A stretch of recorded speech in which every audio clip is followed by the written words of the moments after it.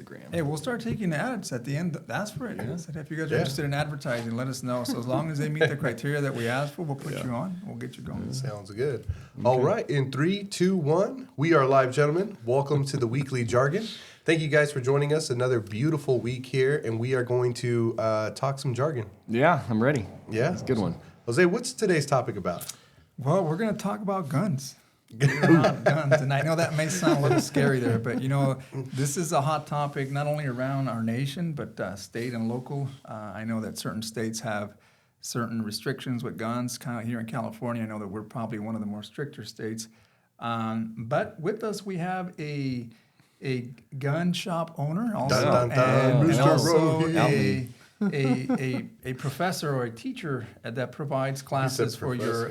Well, I mean, I think it's a profession, right? I got my It's a degree. Professor in his degree.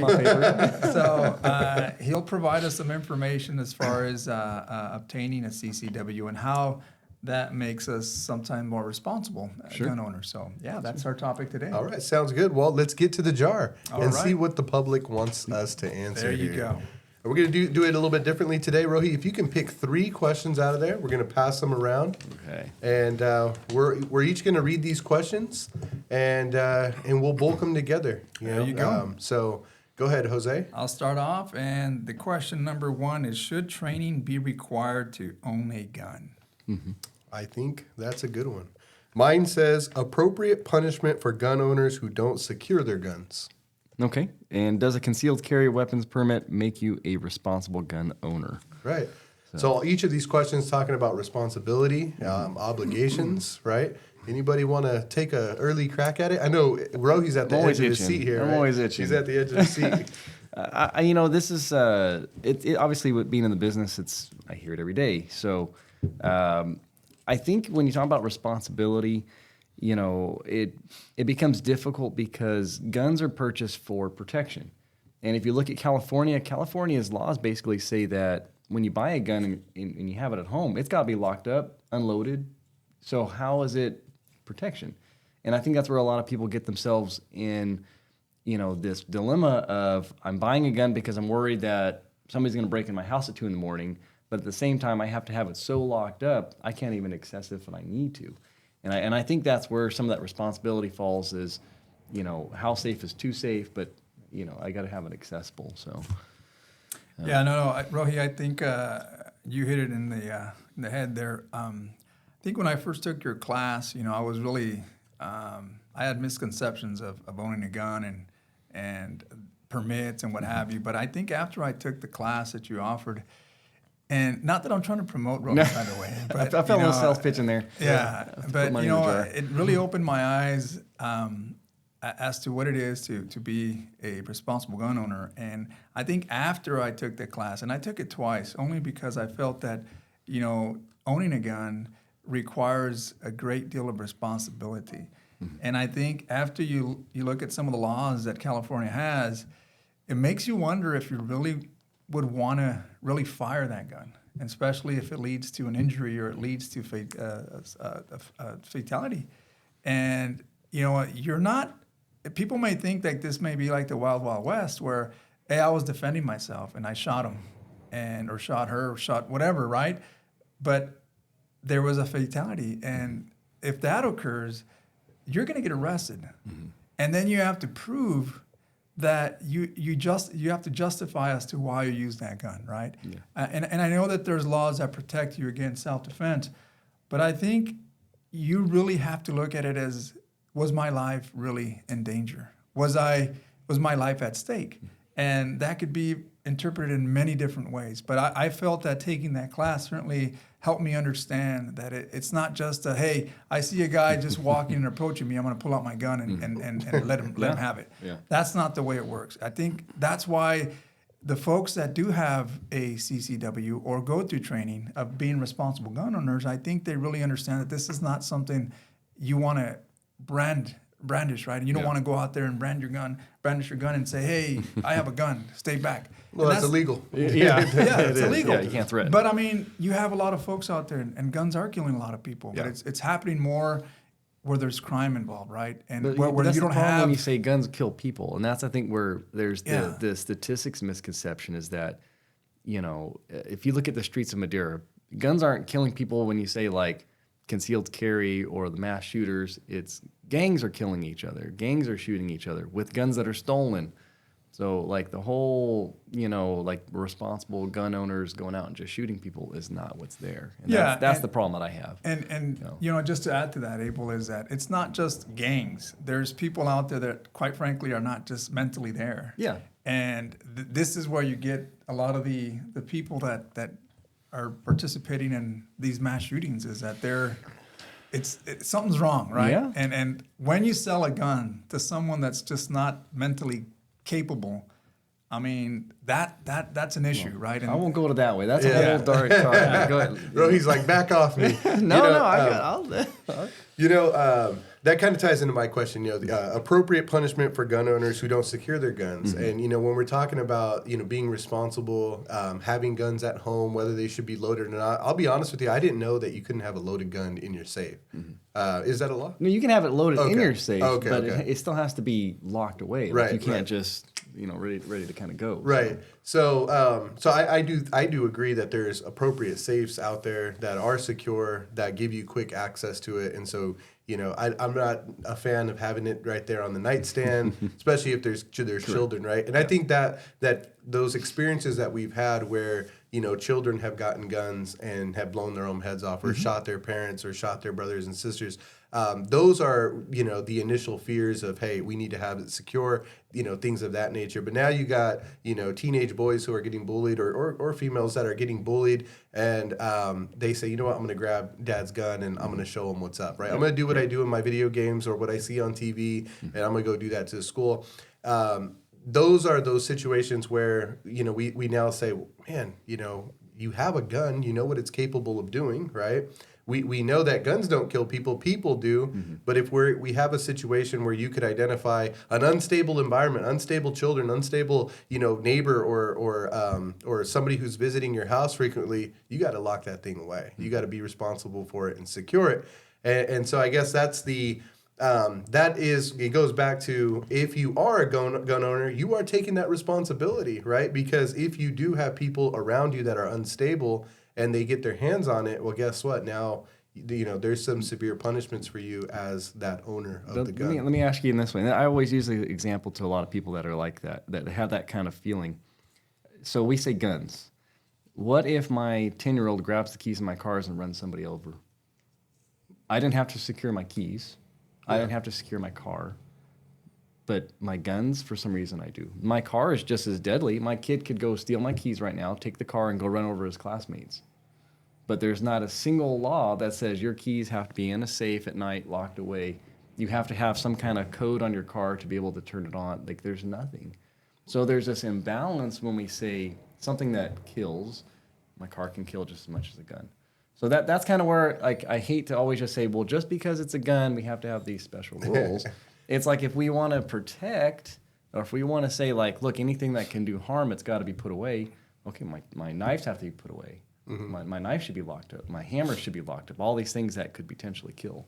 So that's kind of what I usually use.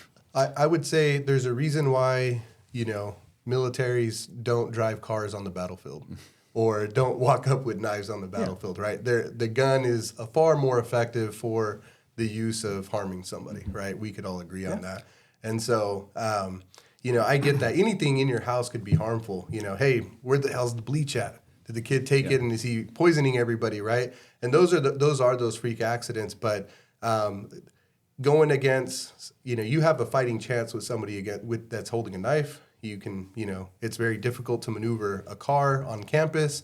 Very easy to conceal a gun, open it up in a public setting, and take out several people before you're stopped. So, and I think if you look at, like, just going back to years of, like, film and footage, media, you always see that the gun is the easiest, weapon of choice to try to, cause the injury that you're wanting to cause, whether it's death or, most of the time when you have a gun, it's because that's your intention, right? You're not there to say, I'm just going to give him a little scrape on the shoulder, right? You're there to try to cause some serious harm. But what's interesting is that there was a survey done by the Pew Research Center back in 2008, 2018, and it showed that 30% of Americans are gun owners, and then there's 42% that live in a house where a gun exists, right? So that's a huge number. There was another statistic in 2017, and this was by the an arms survey. This is an organization that did just to see how many guns are out there. Well, it just so happens that our population is about 330 million, and there's over 370 million guns in America. So that tells you that there's a lot of guns out there, right? And with so many guns, that means one person can have multiple guns. One person can have 10, 20 guns, right? Collect guns and what have you. Doesn't make that person evil because they have many guns. It's just that there's a large amount of guns out there, and sometimes they land on the wrong hands. And this is where I think that how accessible is it for someone to get a gun in today's day and age, right? And you look at the black market, people pick up a gun, a stolen gun somewhere, right? They can steal your gun, your collection of gun, and they can utilize that gun to cause harm or injury or death to someone else. Yeah. And that's where I think these questions come into play. Should all folks be required to do a mandatory training, right? I mean, I personally think that if you're going to be a gun owner and you have to register, I think you should. I think you should at least understand the concepts of what it is, certain laws and certain things, and I think it makes you more responsible when it comes to thinking whether or not this would be an appropriate moment for me to utilize this weapon. Yeah, I would agree. I think, we'd like to think, and we're here in California, very dense populations, city limits. You can't fire a weapon here. Not everybody has, the farm to go out and just, practice and get proper instruction. So most people are utilizing, to your point earlier, they're getting this for self-protection, right? I want to, protect myself. And they may go to the range with a friend and that kind of, this is the gun I want. That might be how they get that, but the true instruction on how to handle, how to clean, how to, they give you a little bit of laws, just things to think about, and know, just giving you an idea of what your responsibilities are. I think that is important, right? Because although, again, a friend or grandpa or dad might be capable of teaching you those things, that's not the reality for most people, right? So how do you decipher who's getting that proper instruction and who's not, right?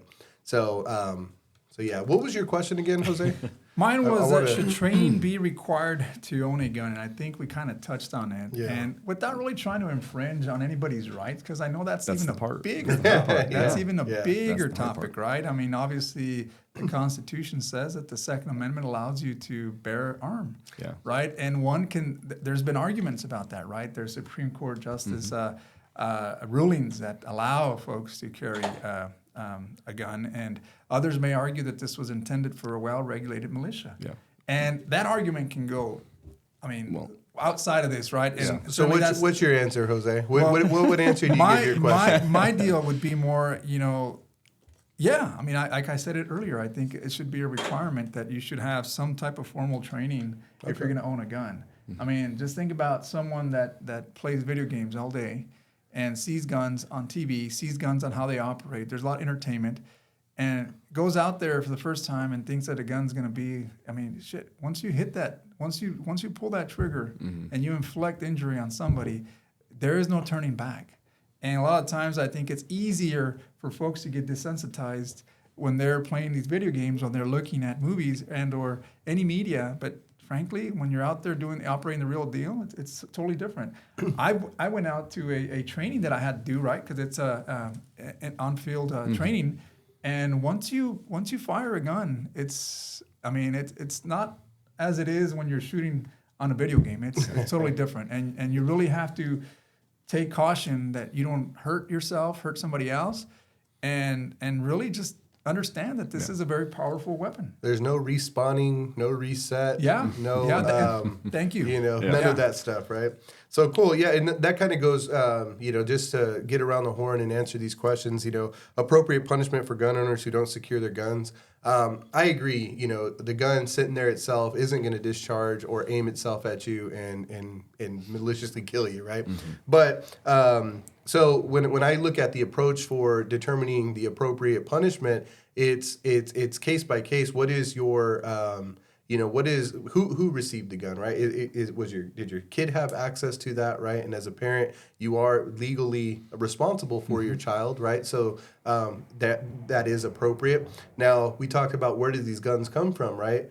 You can, just like anything else, drugs, whatever you may have, you go to the streets, you're gonna have access to it, right? Where did those guys get it? They steal them, things like that. I can't help if I'm at work and somebody's breaking in, stealing my safe, and then cracking it open. I can report the gun stolen, but doesn't mean that it's not still on the street and that gun's still not capable of doing what these criminals are meant to do, right? So I've secured my gun, even if it's on my nightstand. I secured my house. Somebody went, they took it. Now that's a different case by case, and I think we've. For the most part, we understand that, right? So, but for me, I am a believer that we are responsible for our children, and part of that training, or part of making sure our children understand is training. Even the children need to know what an actual gun in real life is capable of versus what they see on TV. So let me throw something at you. You talk about training and children. So is there an age that's appropriate to start training maybe youth? And I think Roy and I have had this conversation. Yeah. Is it something you want to introduce to the schools? I mean, so that they can adopt this understanding of what guns do. Obviously, you have history, right? And it teaches you all these wars and what happened, but they don't really focus on, obviously the weapons, right? The guns and what they do, how they inflict pain and what they do. But should there be a safety class that teaches kids? Well, this is why you that's don't the want problem to. I've had. Because when you say, California's taken the approach is like we've said, it's about children's safety, because like you said, Abel, it's about kids getting a gun, not knowing what to do. They shoot themselves, shoot a friend, shoot a parent, right? So that's they acknowledge that. That's why you can only buy the guns that you can buy in California, because they acknowledge that they want these certain safety protocols so children can't do that. But in school, we have sex ed, prevent teen pregnancy. We have driver's ed to teach how to drive a car. But when you start saying, well, how come we don't have gun safety? Like Jose says, just like, hey, here's a gun. Here's how to safely, if you had to touch it, oh, that's crazy. We can't have that. What? But you said guns are killing kids, and kids, they don't know what to do. Why can't they be exposed to it? No, we can't do that. It's too crazy. That's not going to happen. When I think of driver's ed and sex ed, some kids never been exposed to either one of those things, right? They take their first class, and now all of a sudden they can't get their minds off of it, right? They can't wait to drive. They can't wait to have sex. So there is that is a good question, because it is, what's the appropriate maturity level? One kid's going to receive that information and say, man, this is, now I know, these things are, can inflict, harm if not handled correctly. Yeah. So now let me, this is how you unload it, and, separate the magazine and make sure that it's cleared, all of those things. And then you get the other kid who says, man, I can't wait to fire one. Man, I want to see what, I'm looking up these different types of bullets and these defense rounds. I want to see what that does. And, and then you start seeing, animals around town, But I would encourage you. I mean, we go out. I have a 7-year-old girl that she's been training with us for probably about 6 months now. And when people come out and they do my class and they see her, and she's out shooting them, and she's and they're like, oh my gosh, they're inspired by that, because it's like if you took her outside of that and you had that question, you said, she should be around. Oh no, she's too young. Like but when you see her operating, and the fact that she has respect for it, she knows what it can do, she knows how to use it. That's where you kind of start saying, well, okay, maybe 7 isn't too bad. But I always tell people when they ask, well, can I bring my so and so kid? It's about maturity. Her dad feels that she has the maturity, and obviously she's proven it. It wasn't like here's a real gun, and let's see what you can do. I mean, he built her up through gun safety, about how to handle it and what to do. Right. And that's kind of where you say, the training aspect. Yeah, training. I think people should have training, and I'm not just saying that just to teach more classes, but it shouldn't be. I think the hard part is when you start getting to the question of should there be training to buy a gun? It gets a little hard, because some parts of me say yes, because like you said, I hate selling a gun and being like, here, you don't know how to use this thing, and it can do you harm and the people around you harm. Right. Good luck with it. But at the same time, if you start saying, well, hey, guess what? If you can't fire this gun, you can't own one. You can't, now you get into that constitutionality. It's like, okay, so if I'm somehow older or maybe impaired in some way where I can't fully operate it to the level you want, I can't own a gun. So how do you make that judgment call too? So, you so know? we do going back to your vehicle, right? We do put those restrictions on operating to a some vehicle. degree, I see a lot of car accidents going on. Yeah, no, there is, but just playing devil's advocate there. No, Yeah. Good stuff. So, Rohi, did we get around to what's your final answer for your question here? So does a concealed carry permit make you a responsible gun owner?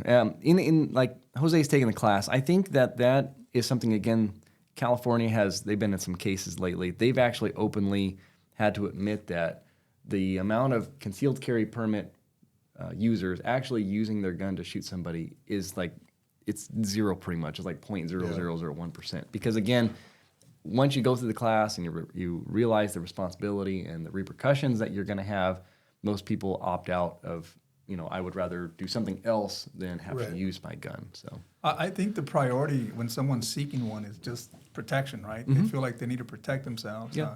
And obviously that's a right that they have.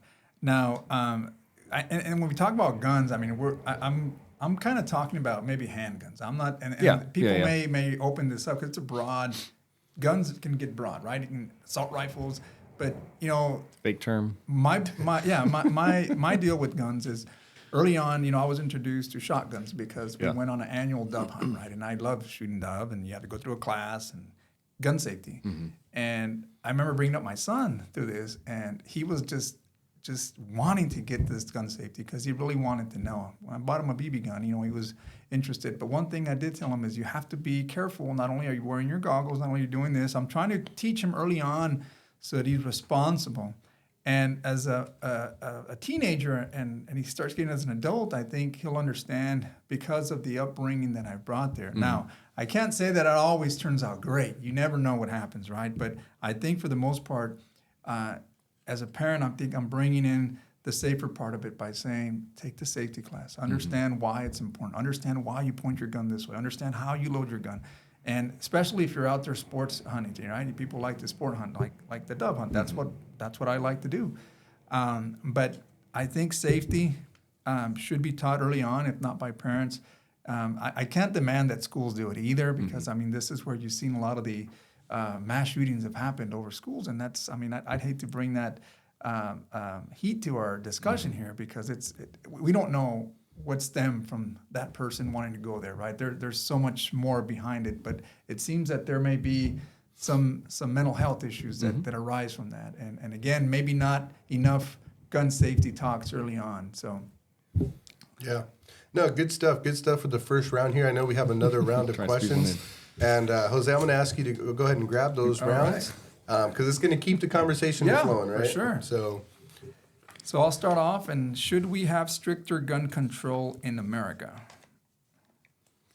And then mine says, should we limit who has a CCW? And should CCW be restricted in schools, concerts, and churches? So a lot of CCW talk here, and we talked about that. There is CCWs that conceal carry. You have the permit to conceal carry, and when we talk about schools and churches and concerts, that's a hot topic because that's where we see mass shootings. Right, that seems to be where you need more than ever to protect yourself. Right, very rare is it when you're just kind of going to and from your car where you might experience that, right? Or at least that's not what's making the headlines, right? So I think what's getting people to go get a CCW permit is the stuff we're seeing in the media, right? Which is these big mass shootings, people getting slaughtered, things of that nature. But yeah, so I just there isn't to your point earlier, there's not a correlation between these individuals and somebody who carries CCW. I think the individuals who are seeking that CCW, they have a level of responsibility. They care. They're not incompetent when it comes to learning about it, right? Or the education behind gun safety, all of those things. So you actually get probably the most capable people of carrying guns, right? With the highest level of responsibility. There's bad apples in every organization, right? In any group of people, there's always going to be a bad apple. But for the most part, man, I think that, I would feel very fortunate to be in the room or in the presence of somebody who had a CCW permit if something was to get, go wrong. And those are those moments where we gravitate to him and say, oh, that's our hero, right? You saved us. So I just wanted to throw that out there to kickstart us here. Well, I mean, my question is, it's this is something that's happening in California right now with what they call the like sensitive places restrictions they're trying to impose. Is basically, obviously, schools right now you can't take them, but they're trying to increase the amount of sensitive places that are included in that. And the thing is, like like you said, like where these things happen. Well, they happen at churches, and they happen at schools, and they happen at malls, and they happen at all these places that we're trying to make her sensitive. So why are we trying to disarm people if it works? And that's the thing. Again, if you ask people, okay, after somebody's got a gun right now, somebody comes to the school to shoot the gun, who are you going to call? The police. Why are you calling the police? Because they have guns. So they admit that the proper response to somebody with a gun is somebody else with a gun. Right. But if you start saying, hey, I think Jose should have a CCW and be allowed to carry it on school in case that happens, no, we can't have that. That's ludicrous. Like we don't want somebody that's already there able to respond. We want to call the police department, which at their best, maybe 2 to 5 minutes away. It's going to be done by then. Right. That's kind of where some of that talk gets, the people got to get past this whole schools thing. Like if he's got a permit or I have a permit and I've been trained and I have everything responsible, statistics show I'm not going to be the crazy guy. It shows that most of your shootings, and this is why media doesn't like these things, most of your shootings are done by people who are not allowed to own firearms or have mental issues. Right. And that's why you can always tell when that topic comes up, because if you watch a story, if you don't believe me, go check it out. Go look at the last shootings. As soon as they get to the digging and they find like, oh, wait a minute, this guy was mentally ill. Oh, this person had police contact. Oh, this person wasn't supposed to own guns. You know what happens? No story. Every story, all of them, they're all the same. So let me ask you, Rohi. We talked about training, CCW carriers, restrictions, these safe areas, right? CCW training is 8 hours every 2 years. 8 hours your first year and 4 hours after the 2 years. Okay, Yeah. so now the training start. Yeah, I heard it's now. doubling, right? So it's a 16-hour course. Do we install more confidence in people if there was more training required? Maybe a CCW permit, but maybe what if there's another permit that does grant you access to that, but holds you responsible for maybe training every 6 months, where you have to show a level of marksmanship, things of that nature? How do you guys feel about that? Well, I think that if you're going to allow someone, and you talked about it, someone within the school parameters, right? Now in schools, if you look at what's happening in a school, they don't call them law enforcement, they're resource officers, right? Security and what have you. And a lot of times they look like they're armed guards. And the message that we're sending to our schools is that, look, we have to lock you guys up, and here it's almost like a militia type of deal. So I don't think that sends the greatest message out there. But if you have people and folks that are willing to participate, maybe add a little bit of more pay to be able to take on that type of responsibility, then I would be okay, because a concealed carry permit means you're not brandishing that weapon. You're not showing kids that it's okay to carry a gun to school. You're doing it for the protection of those students at some point, because a lot of times these mass shootings happen. They happen within minutes, where they're already inflicted the most injury or death to the kids that are there. Somebody needs to react. The surprise attack. Somebody needs to react quick, and like you said, it can take 2 to 5, 10 minutes. What took place out there at that place here? What was it? Uvalde or which one? What was it called? Uvalde. Uvalde. Yeah. It was crazy to see that law enforcement took that long to take action. I think someone within that somewhere was it a immigration guy that came in that had one and had to put a stop to it. But I mean, if you have somebody there within the district or the school, and again, I'm not promoting it, but that's just an idea that I think would certainly. I thought that was a great idea, and I don't get intimidated by a security guard who's geared up, because what's going to happen is if you promote a higher salary or enforce a higher salary to get a higher quality security officer, guess what? they're going to come and they're going to be geared up. You know, they're not going to be in your shorts and tennis shoes and a polo, and because they train, right? They train, they understand the gear is meant for response in different situations. So, and actually, when I see that anywhere I'm at, I like it, especially if I'm at a bar, right? Yeah. And you see big giant bouncers with bulletproof vests on. Yeah. You know, it does set that precedence that we are prepared to respond to any chaos, right? So the argument to that is, why in a school setting? Though, I mean, I understand. Because the reality is schools are dangerous. I get it. But what makes it dangerous? And again, I think it stems from what are we preparing our kids for? Education's supposed to be, think about universities. You know, this is where kids are free to express themselves, where kids grow and have some type of expectation of learning. Now, if you're turning around every corner and you're seeing armed guards and really, I mean, aren't you kind of like boxed in almost? I hate to say you're not in a prison, but Yeah. I hate to see that would be where my kids' education is taking place, surrounding by armed guards. Not that that's taking place here, but that's becoming more evident now in schools because of these mass shootings and what have you. I think that if you really wanted to tackle on this issue, you know, you would hire a good teacher that's willing to take the responsibility, or a group of teachers within that school that can certainly take on this challenge if something like this happens. And you pay them more for that responsibility.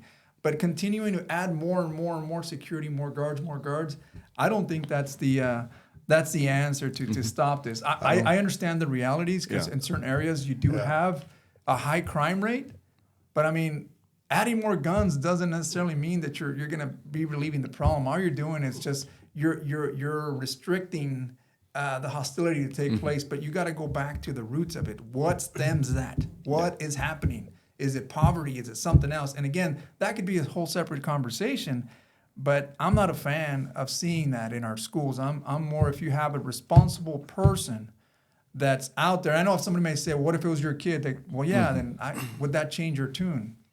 You know, I think there's a reason though, Jose, for you know, many gun owners, you know, who have the signs that say, you know, trespassers will be shot.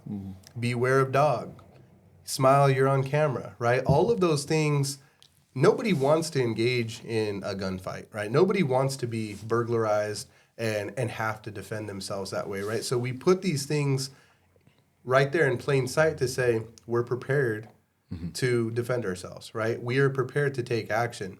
And again, I disagree with you. I feel strongly about showing that we have implemented things in place, such as security guards who are prepared to fight. And I'm not saying big old military with the AR-15, you know, just kind of sitting right there, military gear, camoed out.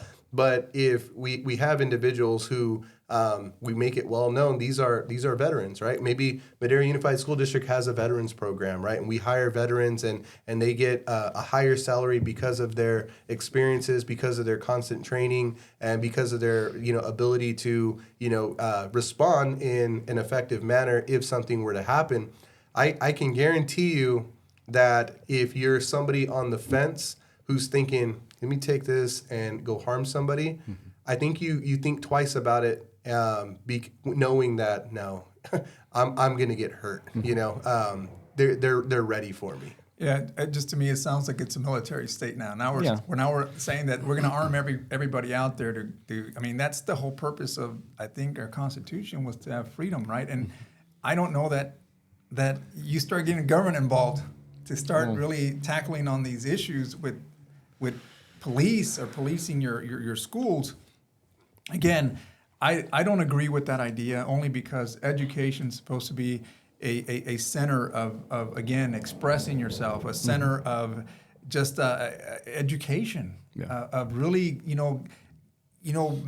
trying to nurture that brain to grow in a way where you don't see violence. No, right? that sounds that's beautiful. my ideal. What world is that, Jose? No, yeah, But that's my idea, right? The utopia of having. That's what education represents for me, and I would want my kids to experience that. Yeah. But again, unfortunately, we don't live in that world. Yes, Right. but I mean, having more armed guards in our schools, I don't see that being a very effective strategy to to try to get beyond these issues that we have with mass shootings. I think there can be other approaches of looking at where this mental issues, where they stem from, and how do we tackle those versus trying to arm and just trying to put a Band-Aid on the situation. That's why you got. I my think that's why approach. you got to look at the way that churches approach it. And if you go to a lot of these larger churches, you know, they have a security team for one, and the security team just is more like it's your usher, but you know they're out there. They're alert. If there's something that's going to happen, they're going to go do something. But what they do in addition to that is they have special meetings, and they will invite people who are concealed carry people with permits to the meeting. And there's a two-part to that. For one, it's for the security team to identify and say, hey, okay, he's got a permit, so we know who the good guys are. Because again, we're all agreeing that somebody with a permit is on the good guy team. But the other thing is basically to now, it's like you went back and we were talking about this militia idea. We're forming a militia.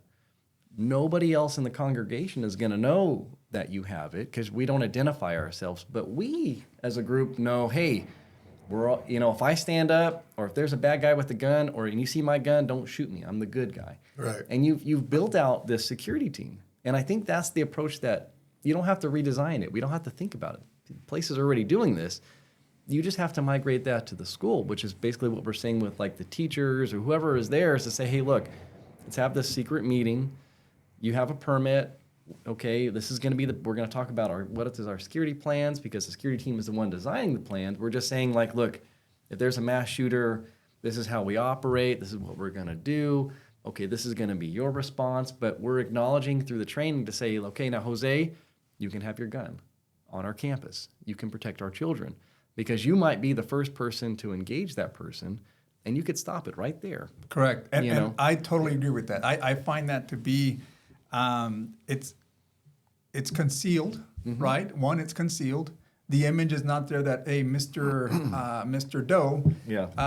I didn't know, but I mean, this is the guy that could potentially save your life. Not only is he educating you, but he's also providing protection and security. And you know, I mean, as parents, I think we all want to know. And I think that's why we allow for policing of our kids, because we want to know that our kids are safe at school. When we hear one of these mass shootings, just another negative thought enters into our deal. I don't feel that my kids are safe anymore. I'm willing to make sure that I have a police state within my school because I want to make sure that my kids are safe. Yeah.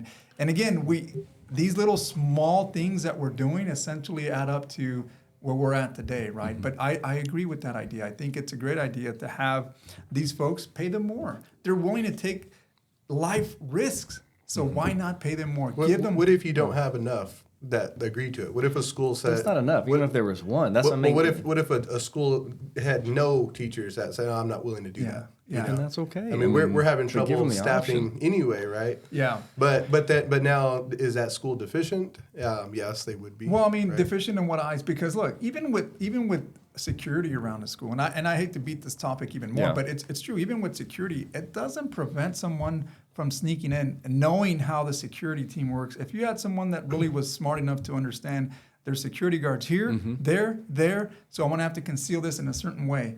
You can still inflict the amount of Sure. deals, right? And regardless if you have staff doing it from within the school or you have an outside security team doing it, right?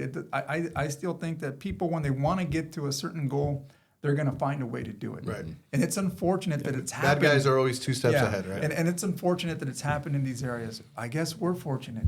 And maybe it's our community, the way and I can't say it won't happen We're in Madera, programmed here. but I'm glad that it hasn't happened here, right? Yeah. And it's unfortunate that it's happened in other areas. And my condolences for those families that lost loved ones, that the victims of that.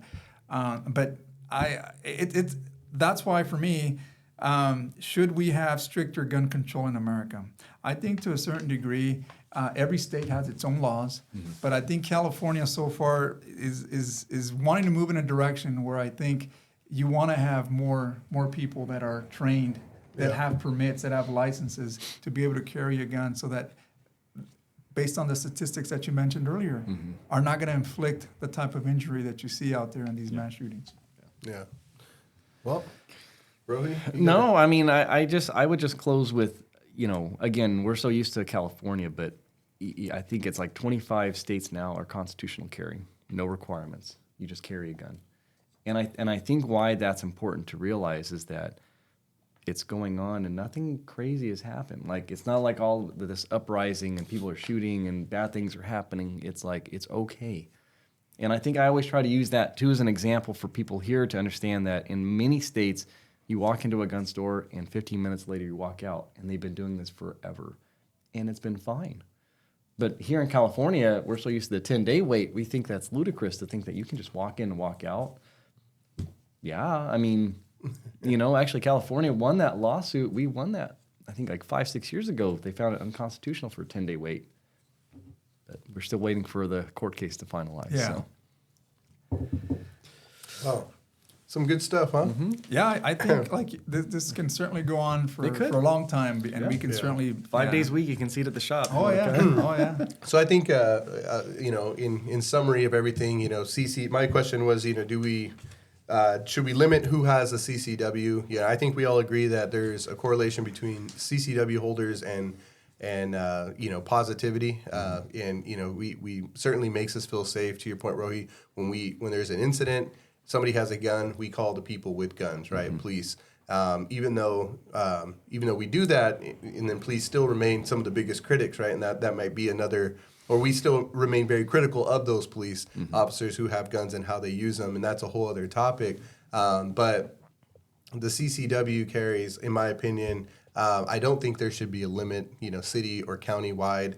I think that it does. Again, knowing that there's individuals who are concealed carrying, that makes the individual who may appear small, dainty, weak, right, an easy target for bad people to rob, especially here during the holidays.